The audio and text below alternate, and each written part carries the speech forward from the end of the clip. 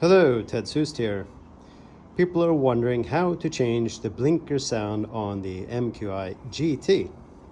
It's a little tricky, but if you pay close attention to the blinking dashboard lights and the pauses, you will be able to change your sounds. When doing it, you have to physically hold the button to either the right or to the left while doing this. So to change the sound, you're going to first hold it to the right, and the dashboard light will blink once, and as you're holding it, it will actually pause. After the pause, it will blink once, and then quickly and right away, you will pull it back to the left and hold it there.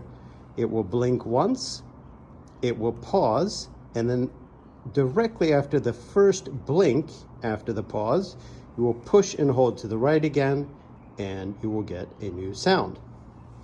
So let's give it a shot.